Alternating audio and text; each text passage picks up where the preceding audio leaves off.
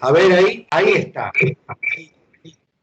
Buenas tardes, Luis María. ¿Tanto tiempo? Hola Ilse, ¿cómo estamos?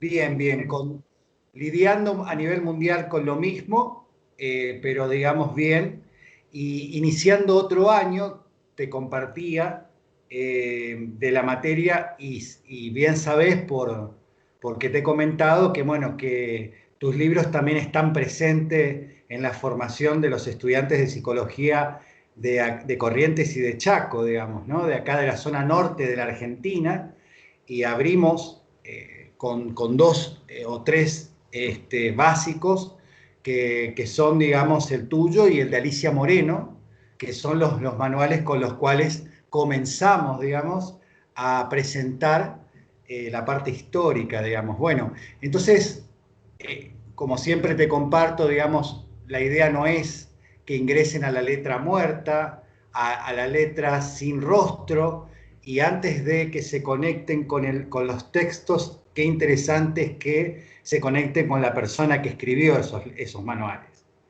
Este, así que en eso, bueno, Muchas gracias a ti por ayudarme en la difusión de las cosas que uno escribe, porque eso es lo que uno pretende, pues llegar a la mayor parte posible de la población. Entonces, excelente. Muchas gracias, Ilse. No, por favor, y gracias por tu generosidad y tu tiempo, porque sé que también sos una mujer ocupada, y bueno, siempre te haces un tiempito para esto y te agradezco. Bueno, eh, ¿cómo surge el primer libro que es el que ocupamos? ¿En qué contexto y por qué surge el de historia de la terapia familiar sistémica? Bueno, por la idea, digamos que de darle una idea panorámica a los estudiantes de los diferentes enfoques de la terapia familiar. Ese libro ya tiene pues algunos años de escrito y hoy yo creo que le agregaría otras cosas y tal vez reelaboraría otras. Pero digamos que ha cumplido como con ese objetivo que yo tenía y veo que tú lo utilizas en ese mismo sentido y es el de dar un panorama, como un paneo por los diferentes enfoques, pues sin pretensiones de profundización, simplemente como de destacar los elementos más relevantes de cada uno de los enfoques existentes en ese momento en la terapia familiar.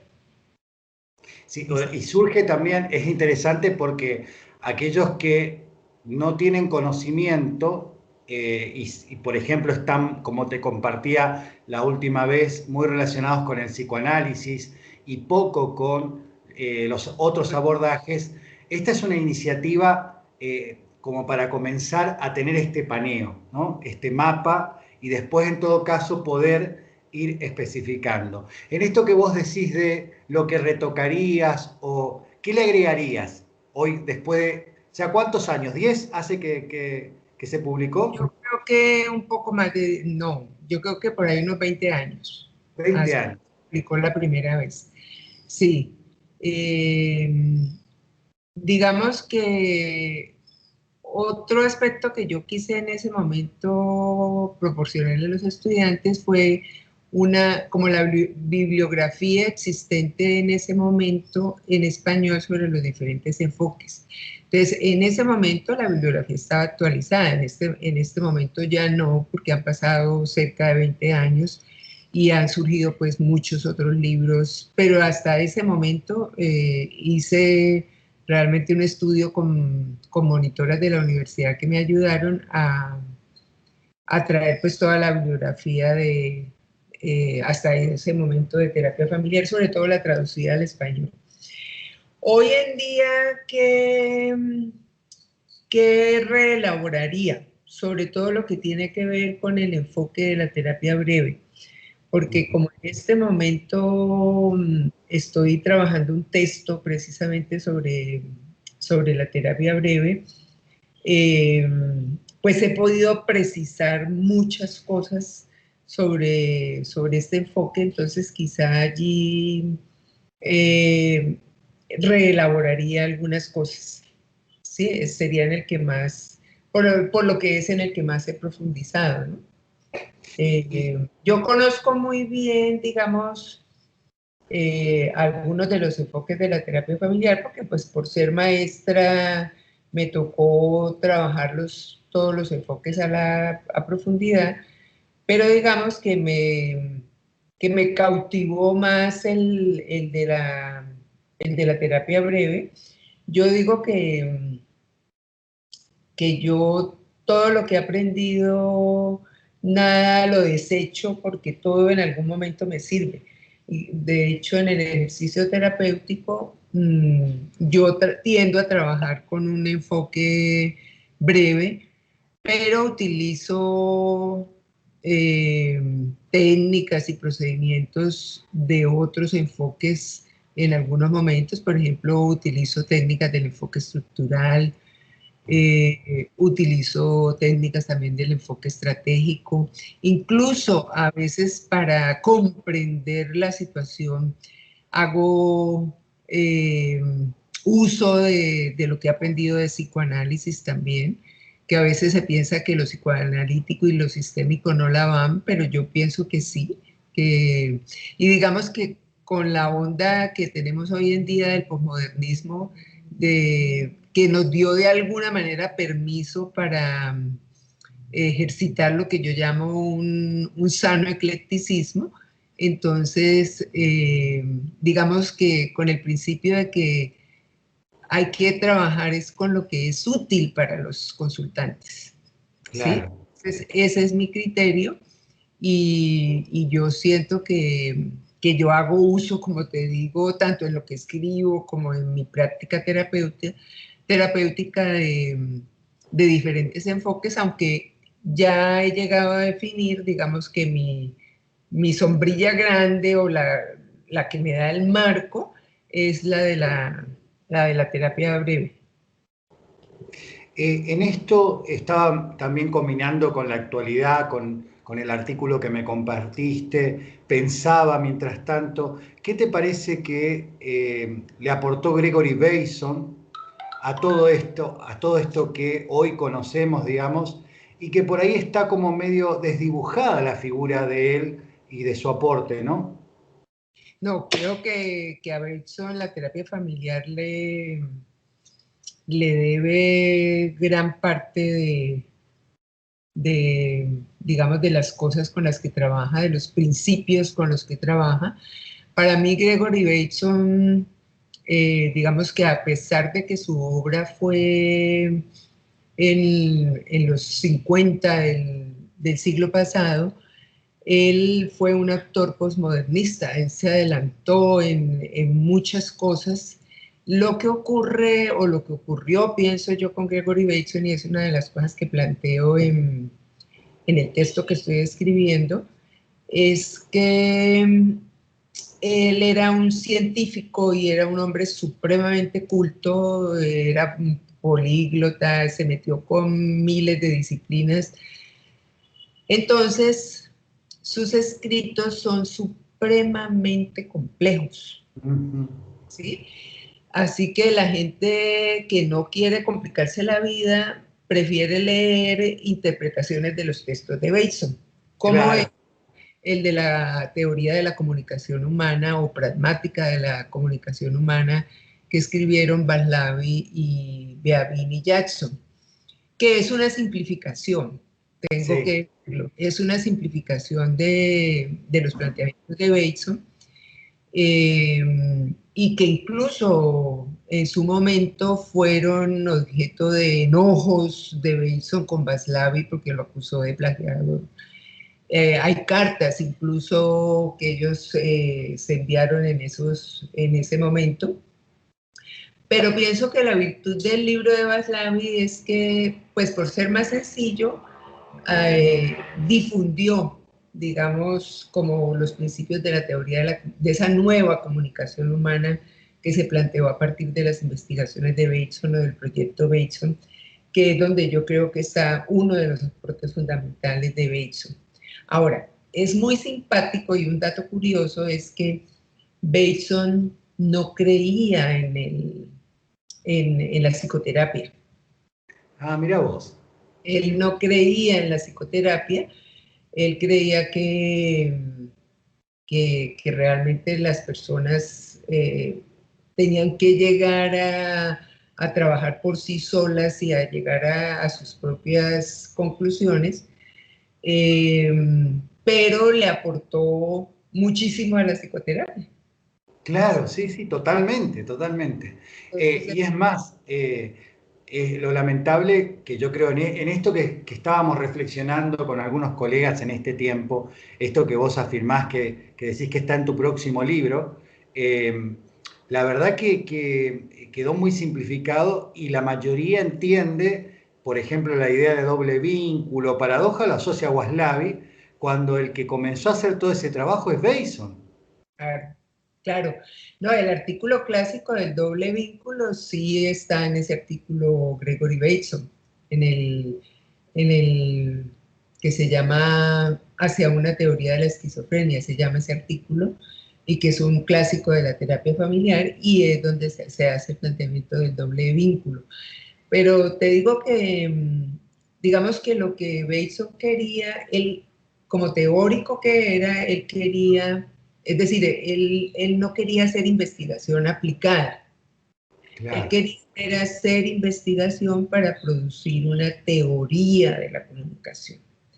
Pero digamos que las instituciones que le daban el dinero para apoyar su investigación, llegó un momento en que le exigieron que él tenía que dar resultados que fueran aplicados, que se pudieran aplicar. Entonces le pidieron que estudiara, por ejemplo, como era lo de la comunicación, que lo estudiara con psiquiatras, con gente que pudiera aplicar, digamos, esto en el campo de la psiquiatría. Y eso fue lo que hizo que él trajera a su equipo, por ejemplo, a Jackson, que era un psiquiatra en ese momento, y que se vinculara un poco, porque hoy en día se habla de la escuela de Palo Alto.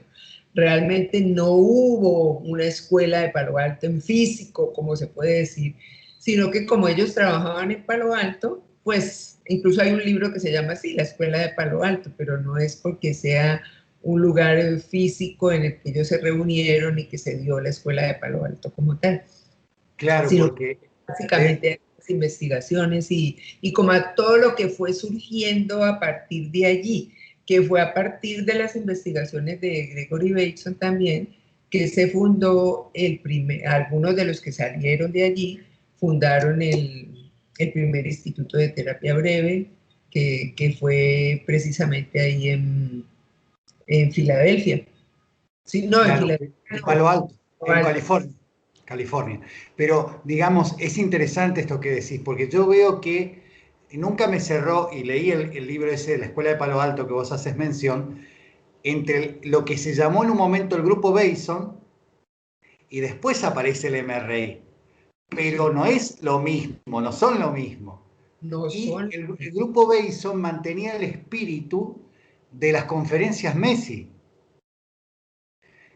Y Sí, que hay algo que era interesante, que yo creo que en esto es un adelantado que sigue esto que la idea que tenía, como se llama la teoría general de los sistemas, de von Bertalanffy, de pensar algo interdisciplinario y hasta pensar algo transdisciplinario. Me pareció que eso está en la cabeza de Bason sí. y que yo no sé si se mantiene después. Me parece que como que se diluye eso. Pues ese sí fue el énfasis de las conferencias Macy's, es decir, que eran realmente, había científicos de todas las ciencias naturales y ciencias sociales, eh, y ese fue el espíritu ese era el espíritu de Bateson, pero yo creo que eso sí se ha ido perdiendo porque eso se requiere, digamos, pues quién financie ese tipo de cosas, porque Claro, esas pues son cosas muy costosas además porque eso era, los invitados de esa época eran de primera línea, pues, no era totalmente. Sí. un físico cualquiera, un profesional cualquiera, sino que eran de los mejores profesionales en cada campo en ese momento. Entonces, eso era muy bien financiado en ese momento, pero hoy en día, por lo menos en nuestro país, lo que tiene que ver con las ciencias sociales, las ciencias humanas y las ciencias de la salud no tienen mucha financiación, tienen más financiación las ciencias naturales, las ingenierías, pero digamos, algo también que haya o una institución que quiera reunir como las cabezas que hicieran estas intersecciones, pues no la he visto muy clara. Entonces yo creo que eso se ha ido perdiendo, es decir, eso está en los orígenes y se mantiene y se repite, pero yo creo que en la práctica se ha ido perdiendo. En esto de compartir, hacer un poco de historia y viéndolo desde hoy, que hoy se habla tanto del pensamiento complejo y la ciencia de la complejidad, a mí me parece que Gregory Bateson fue en realidad el primero que inauguró un pensamiento complejo. No sé qué te parece a vos. Sí, yo estoy de acuerdo. Yo estoy de acuerdo y eso es una de las cosas que planteo siempre en mis escritos, que era él planteó la complejidad, los elementos de la complejidad, desde, por ejemplo, en el libro de Pasos hacia una ecología de la mente, eso es muy claro allí, es Sí, muy sí. claro. O sea que también un Bateson hoy, con todas las posibilidades que tiene la actualidad, estaría conectándose con todo lo nuevo en las distintas disciplinas y ciencias y trataría de ver, a ver, esto, por ejemplo, la ciencia de lo fragmental, o sea, lo fractario, digamos, bueno, que un poco sintetiza el espíritu quizás de lo que buscaba, ese todo en todas las cosas, que por ahí presentaba también la idea inicial de la teoría general de los sistemas, ¿no? Sí, sí, no, yo pienso que Bateson sigue siendo muy vigente y yo de hecho recurro mucho a él siempre en mis clases. Ahorita estoy trabajando en el texto que te digo que estoy haciendo precisamente el capítulo de comunicación. Y entonces tengo a Bateson muy presente porque realmente los aportes de Bateson en ese campo son extraordinarios y son muy vigentes Sí, sí, aún. sí. ¿Sí? Sí, en ese apunte, a mí, digo, cuando uno se da cuenta que a veces no se percata de las obviedades, ¿no? Cuando vos hablabas del como sí ahí, en el artículo, es interesante, ¿no? Porque cuando uno va a otra cultura, y ahí vos tomabas un ejemplo, ¿querés compartirlo un poquito ese ejemplo? Porque me parece ¿Cuál tan ejemplo?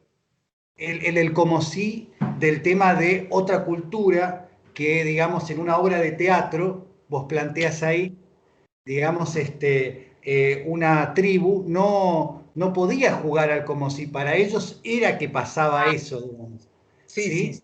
Este, El comportamiento como si ha sido estudiado desde hace muchos años. Ha sido estudiado por los alemanes, por los filósofos, por los antropólogos. Y Gregory Bateson lo estudió con los Yadmul, que es una tribu, digamos que está como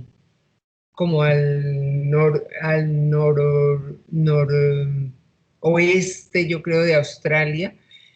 Eh, pero que de alguna manera esas tribus en ese momento tenían como una conexión con Nueva Zelanda también. Y esto lo ve uno en la película El piano,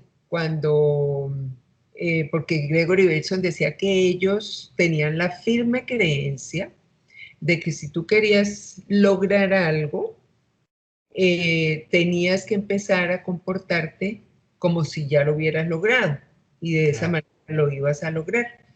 Y eso hoy en día sabemos pues que por las técnicas de autosugestión y básicamente por las técnicas de autosugestión, cumplen ese mecanismo. Es decir, si tú ya empiezas a actuar como si esto hubiera ocurrido o para hacerlo que lo traen en una de las técnicas de la terapia breve.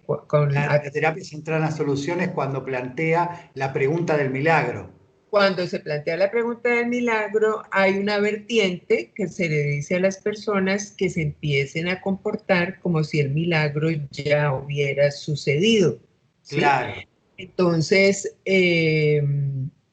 efectivamente empiezan a ocurrir las cosas. En Nueva Zelanda, te traía a Nueva Zelanda ahora porque una de las cosas a las que se debe el éxito de la primera ministra de Nueva Zelanda en el control de la pandemia fue que ella le dio la instrucción a todo el mundo: compórtese como si tuviera COVID. Claro. Y como Claro. si todo el mundo tuviera COVID. ¿Sí? Claro. Entonces, al comportarse así, todo el mundo se protegió y porque como es gente tan disciplinada, efectivamente lograron vencer la pandemia muy, muy rápido. Es decir, el comportamiento como si, como todo en la vida, digo yo, se puede usar para comunicaciones muy negativas, pero también se puede usar para obtener resultados muy positivos. ¿Cuándo es negativo? Cuando tú te comportas como si no estuviera pasando nada frente a una situación de abuso sexual de un niño, por ejemplo, que ocurre mucho, Sí. ¿sí? Y la gente se hace el loco, se hace el ciego, aquí no está pasando nada, en fin. Entonces, en esos casos, el comportamiento como si es supremamente peligroso.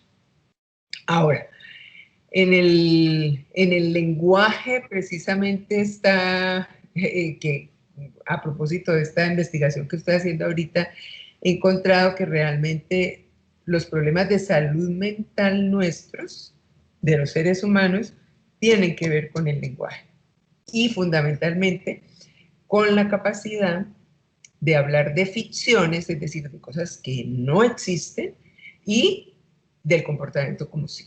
¿Por qué? Porque eso plaga nuestras relaciones de dudas, ¿sí? De falta de confianza. ¿Será que sí? ¿Será que no? Porque por el comportamiento como sí, la gente se comporta como si te quisiera, como si debieras confiar en ella, como si fuera leal a ti. Y resulta que puede que sí y puede que no. Claro. Claro. Totalmente. Sí, sí, sí. Todas estas cosas al mismo tiempo que es decir, el lenguaje al mismo tiempo que nos ha permitido avanzar, crear cultura, avanzar en muchísimas cosas que con solamente la comunicación analógica no lo hubiéramos podido lograr, al mismo tiempo es lo que nos genera la enfermedad mental. Entonces, porque uno no ve perros psicóticos, por ejemplo. Claro.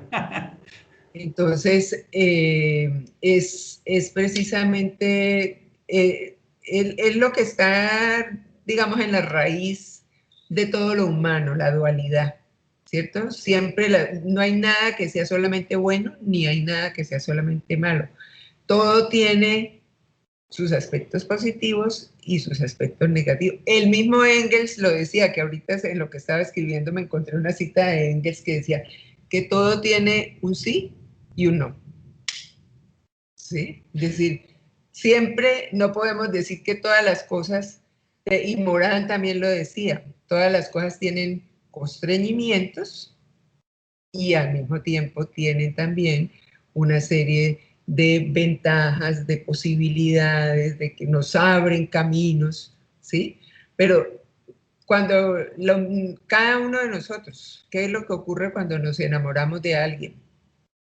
Sí, yo digo, lo mismo por lo que la gente se enamora, es exactamente lo mismo por lo que después se desenamora. ¿Por qué?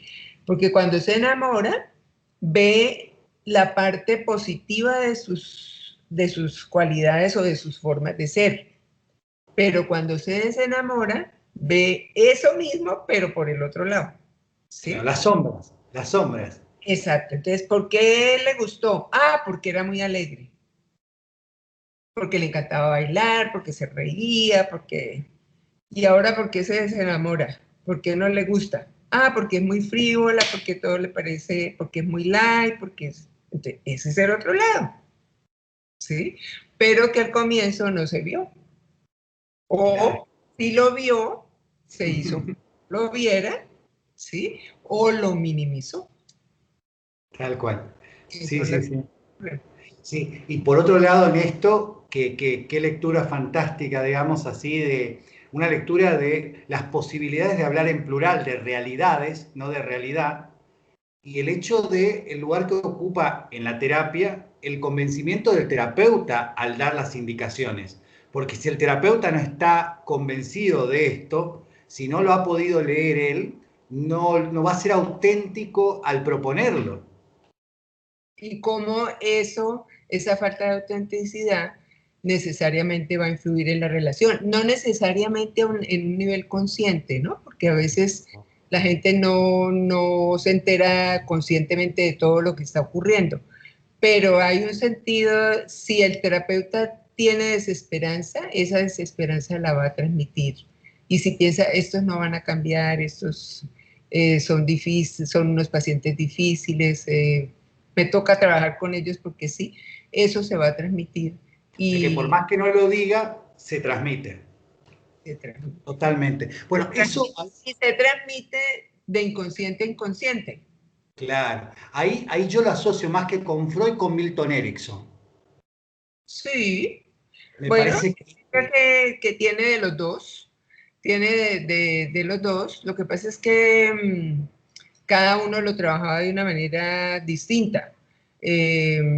Pero digamos que Milton Erickson sí era por excelencia una persona que trabajaba con la gente con la que tenía esperanza, ¿sí?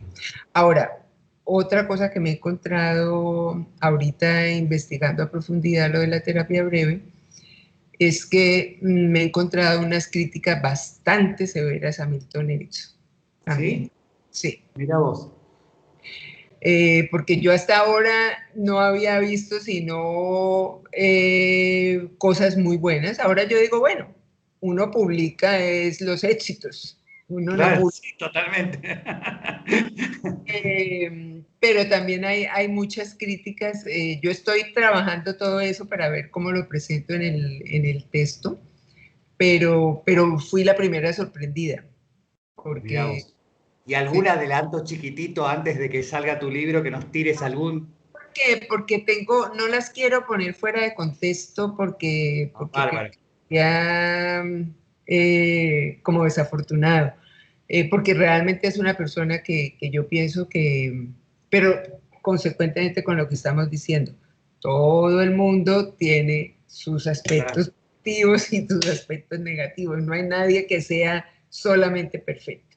Entonces, bueno, eso nos muestra también la dimensión humana de él, pero quiero pues como ponerlo en un contexto y quiero pues seguir investigando para estar completamente segura porque lo he leído de uno de los alumnos de él más cercanos.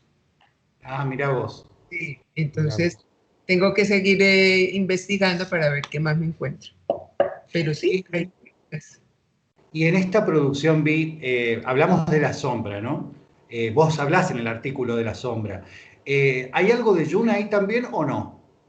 Sí, claro, claro que Porque sí. con el tema de los arquetipos, con toda esta Sí. cuestión del inconsciente colectivo, que también, que no lo trabaja Freud y que sí lo pone en juego Jung, digamos, ¿no?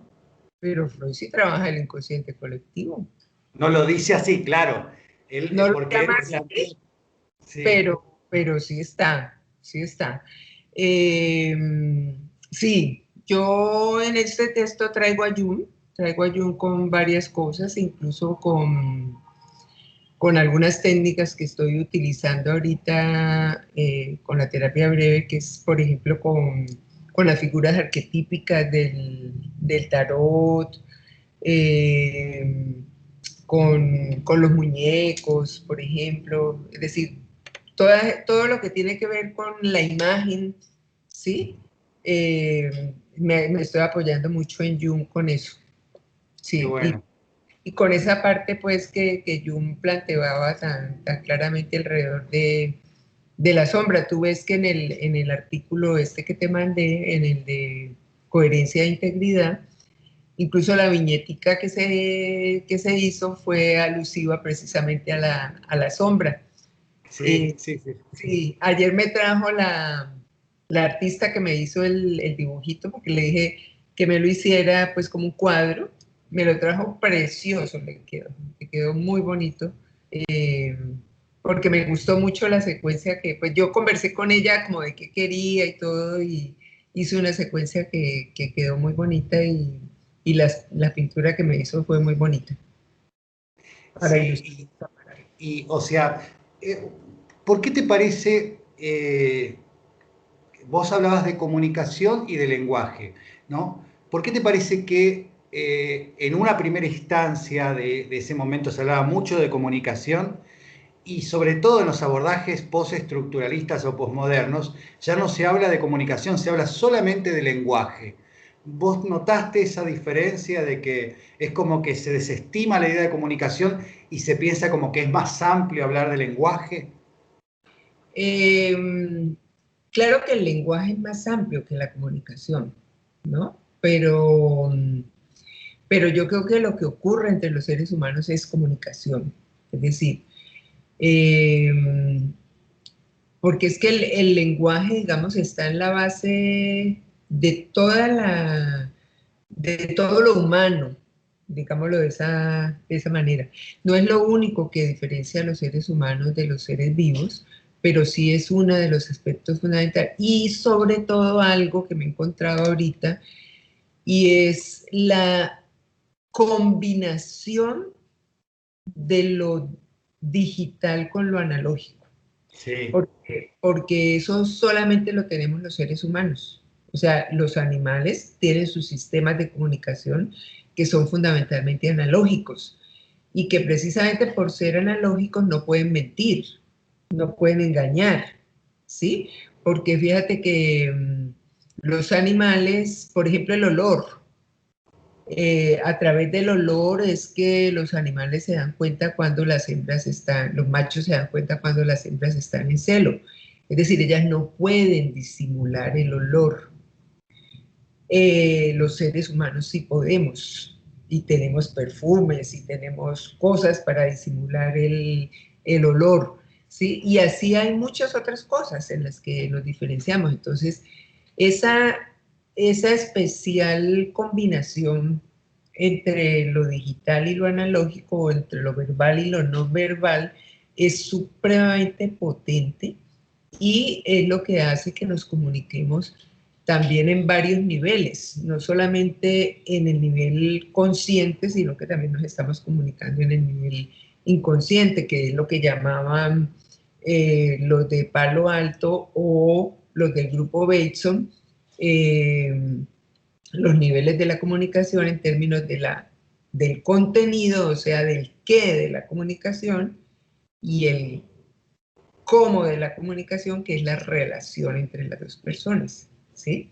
Entonces, cómo ellos llegaron a decir que era mucho más importante que el qué de la comunicación, es decir, lo que se dice, es más importante cómo se dice, es decir, cómo nos relacionamos tú y yo y cómo es la calidad de la relación de nosotros. Entonces, de acuerdo a eso, con qué tono te estoy hablando yo, con qué postura. Y todo eso es más importante porque es lo que me dice cómo debo entender el mensaje. Entonces, a mí sí me parece muy equivocado que no se hable de comunicación, sino solamente de lenguaje, porque es que en el lenguaje yo sí creo que trasciende a la comunicación, pero lo que se da entre los seres humanos no es a secas lenguaje, es comunicación, ¿sí? Porque no es solamente lo digital, lo verbal, lo que se dice, sino cómo se dice lo que cobra más importancia. y en esto de cómo se dice y llevándolo a la situación actual que estamos viviendo, yo pensaba, ¿no? Qué importante en relación a comunicación y educación, que los dos estamos involucrados en esto de la educación, que ese cómo de la comunicación no esté en el orden de la competencia, sino en el orden de la cooperación, ¿no? ¿Cómo cambiaría el cómo de la comunicación si estuviese más enlazada en el orden de la cooperación? Ah, pues sí, pero eso sería un ideal que sabemos que lo humano lo tenemos que tomar el paquete completo, es decir, con la dualidad, con la dualidad. Entonces, claro, esa es una de las cuestiones o de las preguntas que tenemos que hacernos. ¿Qué pasa cuando una comunicación es amorosa, cuando una comunicación es buscando la cooperación con el otro, el bien del otro, a qué ocurre cuando una comunicación es hostil, es, es decir, qué tipo de vocabulario estás usando tú? Porque de acuerdo, si tú quieres generar un ambiente armónico, pues no lo puedes hacer con un lenguaje conflictivo. O al contrario, si quieres generar un ambiente hostil y conflictivo, pues no lo puedes hacer con un lenguaje amoroso. Entonces, yo digo que la pregunta no es si nos quedamos con uno o con el otro. Los dos son parte de los seres humanos y los seres humanos somos capaces de destruir y de construir. Y somos capaces de generar climas cálidos, agradables, amorosos, y somos muy capaces también de ser hostiles, de lastimar, de enemistarnos con las otras personas.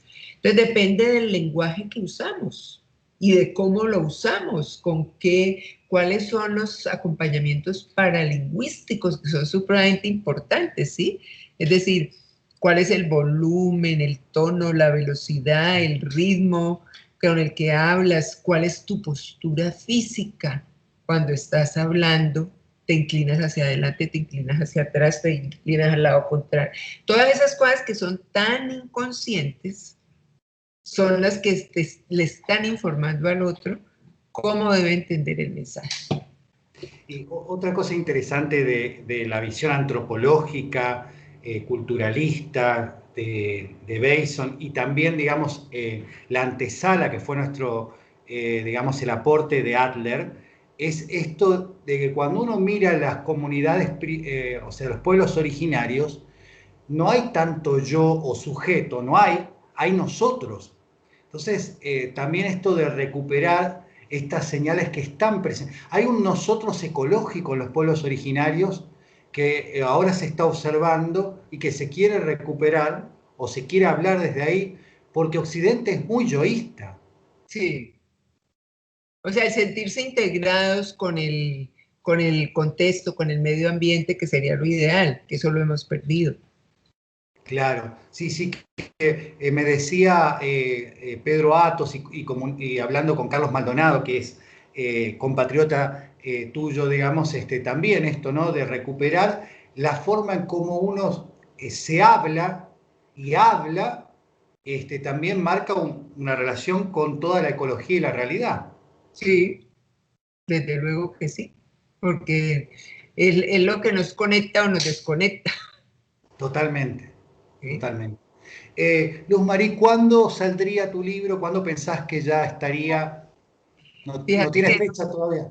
no quiero atreverme a dar fecha porque digamos que esa es una de las ventajas que me da el no estar, el que no me estén financiando la escritura del Claro. libro, ¿sí? Que me siento libre y, y quiero tomarme todo el tiempo que sea necesario porque eso es como un legado que le quiero dejar a mis estudiantes. Qué lindo. ¿Y qué te parece que sería, cuál sería la diferencia de tus anteriores hijos, los otros textos, con este? Porque Tal vez, también el mito familiar, el otro, es fantástico también el otro libro. claro, pero tal vez en el de mitos y secretos, fíjate que yo releyéndolo, hay cosas, por ejemplo, el capítulo de comunicación de mitos y secretos lo tomé como base para el capítulo de acá y he reelaborado mucho. Pero eso me lo da el tener ahorita, el disponer del tiempo y de que nadie me esté apurando a que lo tengo que sacar. Entonces, yo creo que esa va a ser la diferencia, que va a ser un libro más preciso, más pulido en muchas cosas, porque no tengo eso, no tengo la premura de que lo tengo que sacar en una fecha X, sino que me estoy tomando todo el tiempo necesario. Quiero que lo revisen amigos míos que sé que me pueden aportar, que profesionales que sé que pues les va a servir a ellos la lectura, pero que también me pueden aportar y retroalimentar con muchas cosas. De hecho, ya este capítulo lo prometí a una amiga socióloga que se lo mando la otra semana para que ella me ayude, porque es muy juiciosa. Es de las personas que leen, que escriben, que marcan y pregunta aquí, pregunta allá. Entonces eso me ayuda mucho. Entonces estoy haciendo como todos esos cuidados. Pues yo sigo haciendo consulta, entonces la consulta me alimenta. Sigo dictando clases. La semana entrante te contaba, voy a empezar clase en un diplomado que es ofrecido a profesores de la universidad que quieren ser tutores de estudiantes. Entonces les voy a dar el módulo de comunicación. Entonces todo eso que hago allí me sirve para retroalimentarme. Bárbaro. Entonces, Y constantemente actualizada, que eso es lo interesante, constantemente haciendo ese intercambio con lo que va pasando en la realidad, con los nuevos textos que también van apareciendo. Así que, bueno, esperamos que entonces vos nos avises cuando ya esté ahí por claro, salir en la última cocción. Este, sí. y bueno, y como siempre, un placer, agradecido. No sé si querés dejarle algún mensaje a estos chicos que están en cuarto año de psicología, todavía no están finalizando, algunos finalizan con esta materia. Y bueno, si vos en tu experiencia como docente y como también investigadora, le querés compartir o dejar algún mensaje a ellos. Bueno, sí, hay algo que yo siempre les recomiendo a mis estudiantes y es que lean literatura, vean cine, que eso es quizá lo que más me ha enseñado a mí a conocer al ser humano. Entonces, si ellos quieren ser buenos psicólogos, entonces que lean mucha literatura, que lean muchas novelas, que lean poesía y que vean mucho cine y teatro. Qué lindo. Bueno, te mando un abrazo virtual y sabes que te quiero mucho Que y esté muy seguimos en bien. contacto. ¿Eh? Bueno, Que estés bien. Muchas gracias. gracias, ¿eh? Nos vemos. Mucho gusto. Chao. Éxitos.